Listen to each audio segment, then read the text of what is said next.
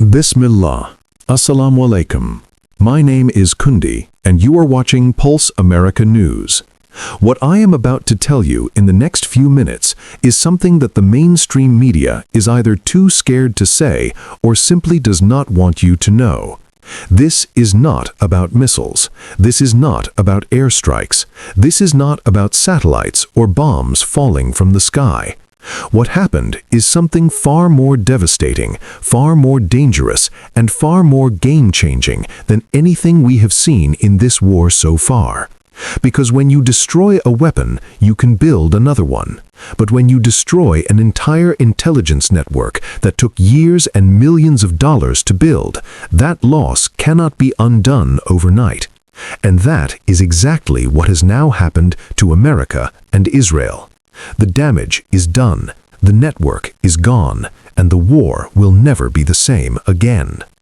Iran's top law enforcement official has made a public announcement that has sent shockwaves through intelligence communities around the world. According to this announcement, Iranian security forces have successfully arrested 500 individuals who were allegedly passing secret intelligence information to Israeli intelligence services. 500 people. And this is not a small number of low-level informants or street-level operatives.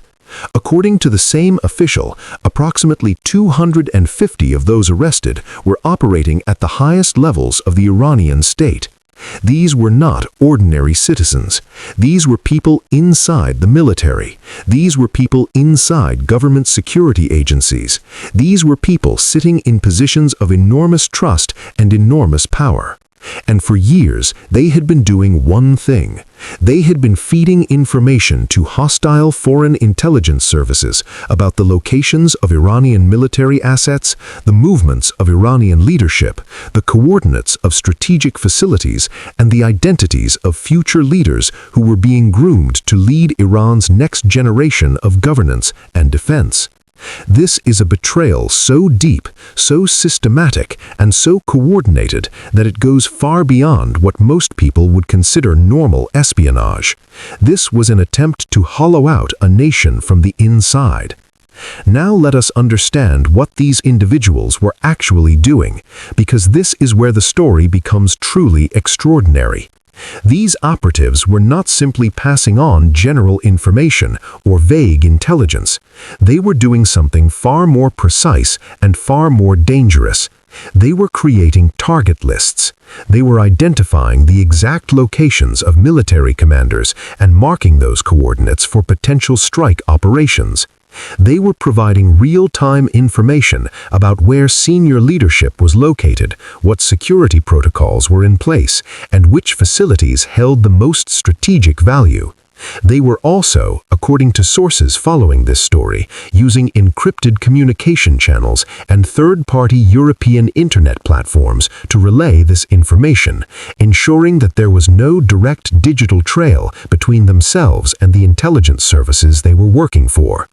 Their payments were reportedly made in US dollars, a significant detail when you consider that the value of the Iranian rial has collapsed dramatically over the past decade and a half. In 2010, $1 was equal to roughly 10,000 Iranian rials. Today, a single US dollar is worth approximately 1.6 million Iranian rials.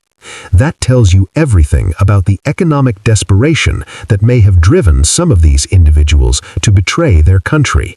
When your currency is worthless, foreign cash becomes a powerful weapon of recruitment. But what makes this story even more alarming, and what makes it one of the most significant intelligence developments in recent memory, is the specific target that these operatives were allegedly helping to plan against. According to reports, among those arrested were individuals who were allegedly involved in preparations that were designed to physically eliminate Iran's future leadership, specifically the next generation of leadership that would carry Iran's state forward in the coming years. This was not simply an intelligence operation. This was, if the reports are accurate, an attempted decapitation of Iran's future leadership pipeline. Think about what that means. The goal was not just to gather information. The goal was to remove the people who would lead Iran tomorrow before they ever had the chance to take power. That is a level of strategic ambition that goes beyond conventional intelligence work and enters the territory of what can only be described as an attempt to reshape a nation's political future through targeted elimination. Now consider the background to all of this. There is a historical incident worth recalling. A former Iranian president had previously spoken publicly about a special unit that had been created specifically to expose and counter foreign intelligence operations inside Iran. He announced this unit with considerable confidence, suggesting that Iran had developed the capability to track down foreign agents operating within its borders. But then came the stunning revelation. The very general who had been placed in charge of that counterintelligence unit, the person who was supposed to be hunting foreign spies, turned out himself to be working for a foreign intelligence service. The fox had been put in charge of the henhouse. The person responsible for catching the spies himself was a spy. And under his leadership, the unit had been quietly dismantled from the inside, allowing the broader network of informants to continue operating without serious interference for years. This is the environment in which these 500 arrests have now taken place, and this is why those arrests carry such enormous significance. For years, Iran's counterintelligence capabilities were compromised at the very top. For years, information was leaking out of the most sensitive corridors of Iranian government and military power. And for years, that information was being used to direct military operations, to guide strike planning, and to systematically eliminate senior figures in the Iranian chain of command. The question that every serious analyst is now asking is this: how much damage was done during those years when the network was active and undetected? How many operations were compromised? How many lives were lost? How many strategic decisions were made by adversaries based on intelligence that was flowing out of Iran's own highest offices? Now, let us talk about what this means for the broader picture of this conflict, because this is where the analysis becomes deeply important for anyone trying to understand what is actually happening in this region right now. You are watching Pulse America News, and I am Kundi, and I want you to stay with me because what comes next is where the real story lies. The United States is facing a situation that, by almost any measure, is becoming increasingly unmanageable. Oil prices are moving in a direction that no American administration wants to see. The strategic waterway in the region has become a point of serious disagreement, with the U.S. Navy reportedly declining to force it open through military means, a decision that itself represents a significant strategic retreat from the maximalist position that was being promoted just weeks ago. The stock market is under extreme pressure. International partners, including countries in the Gulf region that Washington has long counted on as reliable allies, are reportedly distancing themselves from American military planning in ways that would have been unthinkable just a few years ago. And on top of all of this, there are credible reports that senior American military officials, including the chairman of the Joint Chiefs of Staff, have been communicating to political leadership in Washington that a broader military escalation against Iran is not winnable, that the costs would be catastrophic, that Gulf countries would turn against American interests, that the regional economy would face a collapse that would make anything seen in recent decades look mild by comparison, and that Iran's retaliatory capacity, if fully unleashed, would inflict damage on American assets and partner nations that the American public is simply not prepared for. Now here is the extraordinary part of this. These conversations, which by their nature should be among the most tightly held secrets in the American government, are somehow finding their way into the press.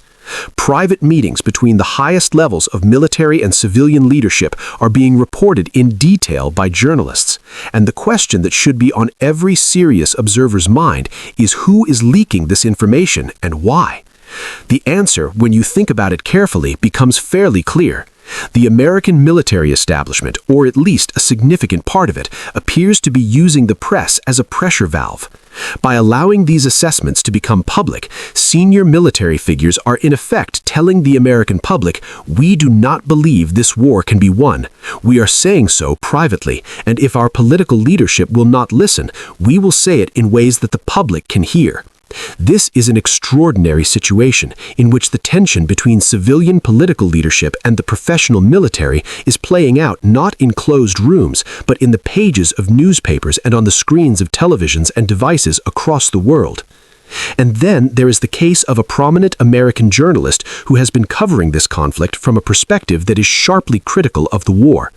This journalist has publicly stated that American intelligence agencies have been monitoring his private communications. He has stated that he was in contact with Iranian officials prior to the start of the conflict, in his capacity as a journalist, asking the kinds of questions that any responsible reporter would ask before a major war begins. What is your position? What are you prepared to do? What outcome are you seeking? What would a negotiated resolution look like? He is now reportedly facing the possibility of being charged as a foreign agent simply for doing what journalists have always done, talking to both sides of a conflict in order to understand it. The fact that this journalist's critical coverage of the war has resonated strongly with the American public is clearly a significant part of why he has become a target. When the narrative on the ground does not match the narrative that the government wants to promote, the messengers tend to become targets. That is not a new story in the history of war and power, but it is a deeply troubling one. Now, let us come back to the core of what Iran has just done with these arrests and why it matters so much for the future of this conflict. Iran's greatest strategic vulnerability in this war has not been its missiles or its air defenses or its geography. Its greatest vulnerability has been internal. The fact that its highest offices were penetrated, the fact that people in positions of enormous trust were passing life and death information to adversaries, the fact that strike coordinates were being shared, leadership locations were being monitored, and future targets were being identified by people who were supposed to be protecting Iran, not betraying it. That vulnerability has now, at least in part, been addressed. The arrests that have been made represent a massive disruption to the intelligence infrastructure that Israel and its partners had built inside Iran over many years. It does not mean that the network is completely gone. These things are never fully eliminated in one operation. But it means that the most critical nodes of that network, the senior military officers, the agency officials, the parliamentarians, and government figures who were providing the highest quality intelligence, have been removed. And here is the broader strategic implication that every viewer of Pulse America News needs to understand. When an intelligence network of this kind is disrupted, the effects cascade downward. Junior operatives who were receiving direction from senior handlers no longer know who to trust. Communication channels go dark. Dead drops are abandoned. Payment mechanisms stop working. The entire ecosystem of information collection seizes up, sometimes for months, sometimes permanently. And in the middle of a live conflict, that kind of disruption at the intelligence level can change the military equation in ways that no single strike or counterstrike can achieve. Missiles can be rebuilt, fighter jets can be replaced, bases can be repaired, but a human intelligence network that has been systematically dismantled takes years to rebuild, if it can be rebuilt at all. The public in Iran has responded to these developments with visible energy. People have taken to the streets.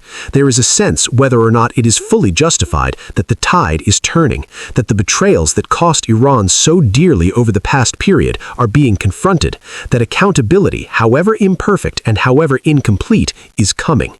Whether that energy translates to durable political support for Iran's government remains to be seen. These situations are always more complicated on the ground than they appear from the outside, but the momentum, at least in terms of public perception inside Iran, appears to have shifted. And what does this leave for the United States and Israel going forward?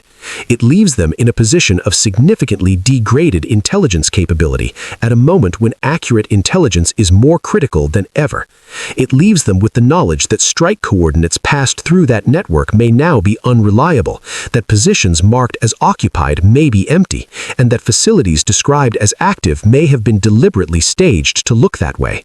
It leaves them facing a military and geopolitical situation situation that their own senior military commanders are privately describing as unwinnable, while their political leadership continues to project confidence that is increasingly disconnected from the reality on the ground. And it leaves the American public watching through the reporting of journalists who are now themselves being threatened with legal action, a war that is costing far more than it was ever sold as costing. This is the real situation. This is the analysis you will not hear in most places. I am Kundi. You are watching Pulse America News. If this analysis gave you value, please like this video, share it with someone who needs to understand what is actually happening in this region, and subscribe to Pulse America News so that you never miss the kind of real, serious, ground-level analysis that we bring you every single day. Leave your thoughts in the comments section below. The conversation matters. See you in the next one.